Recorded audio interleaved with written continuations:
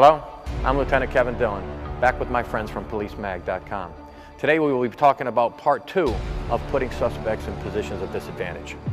When we handcuff, search, and or cover, we can use different positions.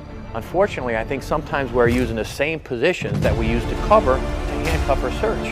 And in many times it is no advantage to us. The one that we'll be discussing and analyzing today is the on top of your head position, one handcuffing. This one really, to me, offers very little advantages when you are handcuffing and or searching. It's a great position to cover. So if I'm covering somebody, put your hands on top of your head. Very, very good to cover. But when I want to pat them down or search them or handcuff them, obviously that's not the position I'm going to have them in. Let me bring in my partner to help me talk about this program. I'd like to introduce you to my friend and partner, Detective Rob Mago. Rob? First, Rob, I'd like to thank you for having us here at the Manchester Brazilian Jiu-Jitsu Academy in CrossFit Thin Blue Line here in Manchester, Connecticut. Rob, thanks for having us here. No problem. Rob has also been on the job for 16 years, Rob? 14 on the job, 12 months. 14 on the job, and how many on SWAT? 12. 12. So Rob is not only a lifelong martial artist, but obviously a career law enforcement officer. And obviously he's been with me for over 10 years. Rob, we're going to be talking about positions of tactical advantage for us, putting our suspects in a disadvantage. And we've talked about this a lot, the hands on the head. Now, many entries, I've used those. Put your hands on top of your head, because you can put 2 or 3 guys next to each other, and one guy can cover them very efficiently. You agree? As long as you have time and distance to cover them, and you're not immediately within the path of their elbows. And that's what we're going to be talking about today, because what we're finding is that this seems to be very popular still in different parts of the country. Now guys, if it works for you, analyze why it's working for you. If it's working for you because no one has tested you on it, which means nobody has thrown something at you and you covered and immediately countered with something different, all right? If that's the case, that's fine, but many times we will do a technique or a search pattern. I've done it for 20 years. Well, that doesn't mean we do everything right for 20 years, it just means that's the way we've been doing it for 20 years. So it's up to us as trainers in our profession to take a look and constantly adapt and modify. This is what we're going to be talking about. Rob, do me a favor, would you turn around, put your hands on top of your head, interlace your fingers. This is the position we're talking about right now, which is, I believe, is a good cover position, but it doesn't offer me any tactical advantage when I move next to Rob.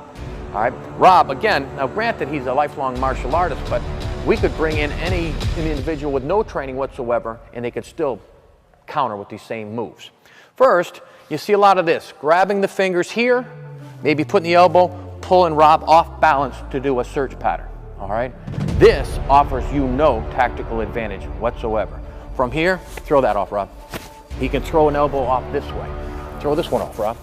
He can throw it off that way. Throw it down to my midsection, Rob. Ugh. He can throw it down this way. Now, let's get a close-up shot here. Even with this, can you fire it off, Rob? Go. All right.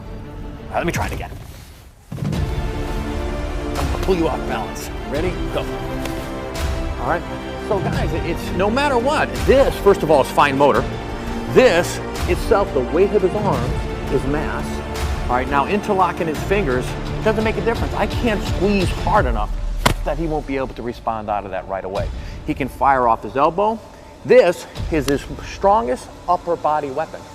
Now, angle it off, Rob, like you're hitting me here. Now, if he gets me with entries like that, that's pounds per square inch, which will maximize that shot. Now, we'll say that Rob decides to even try it later on. So now, say I'm pulling him back here, and now I'm gonna go down below here. Now look what's opening up. My occipital lobe, my spine, my neck, all with what levels of force are those? Those are deadly force shots. So if Rob, I'm not gonna do it, Rob, but we'll just say this is my head down here. Fire. So here, Rob can even remain in his tactical position. I'm gonna hold real tight. Fire. Here, and when we do this, and all of a sudden drops this right here, bang. Occipital lobe, back of the neck, okay? There is just no advantage to that whatsoever. Again, like I agree with Rob, I'll cover you this way, all right? But besides that, now I've seen this one here. Now guys, this is just analyzing it. Let's put egos aside and start to take a look at what's working for us. It's hard to do for us sometimes, especially if it's worked for us for so many years, or we think it's worked for us, because no one's really tested this out. I've seen this, grabbing here, pulling them back this way. Rob, which one would you fire first? That one? Now, angle it off like you do an elbow shot. Fire. He's got this. I'll even try it back. Fire it, Rob.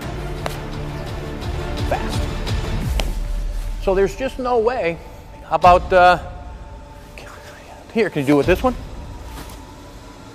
Okay, so here, if I now take only one weapon system, which would be my support hand, all right, and do anything in this way, he has the tactical advantage. Thanks, Rob. So, Rob, do you agree? I don't see any tactical advantage from doing that. It's too much rotational force with my hips and my whole upper body, and then delivering it to the weapon system of my elbow. There's too much force to hold me there.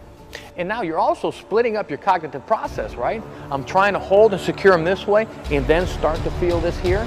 Remember, you can only really focus on one thing at a time. You can do this, but sometimes you're going to start to focus here on the search pattern itself. It's something I want you to take a look at and really analyze to make you think if it's beneficial or not. Now let's talk about one that we think is beneficial. Now Rob, as you know, with only one motion would respond and take me out. Just one motion.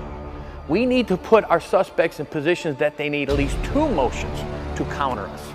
Because if they can do it in one, we will not have time. Remember, action is faster than reaction. And the reason is, by the time we perceive it, cones, rods, and neurons comes into our brain. Obviously, we start to flinch when it comes to the midbrain, the occipital lobe, and then we respond. So it's action versus reaction. That's why it's always going to be faster. All right, let's try this one, Rob. All right, do me a favor. Turn around, face that wall.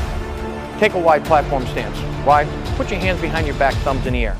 Shoulders back towards the sound of my voice. Now, right there, Rob, can you do anything from there without going erect first? You'll have to because right now the weight transfer is on Rob's heel. All right, so now this is here. Well, I'll come in, click, and click. Okay? Here, if you can get a side angle, if you notice, anytime we put Rob's shoulders behind his pelvic girdle, he needs to come up to match it and then try to counter from that. Because once I put shoulders back towards the sound of my voice here, once we get here, all right, now Rob he needs two motions at least. One to balance, two to try to counter, okay? By that time, we are already, because our hands in our position that we need. So if I'm talking to Rob, at the same time, that's when I pull this stuff up. I don't want to be, excuse me, doing all that kind of stuff. I want to be covert. So as I'm talking to Rob, hey Rob, do me a favor. Tell me the path you took to get here when you got to the school. That's when I start pulling my items out, all right? As he's talking, go ahead, Rob, just give us the direction you came here.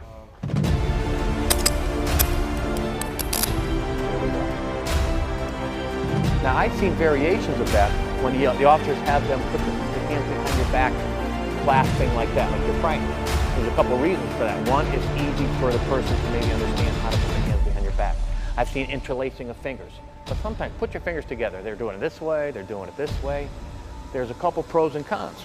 Rob, please turn around, face that wall. Put your hands behind your back and clasp them together as you're praying.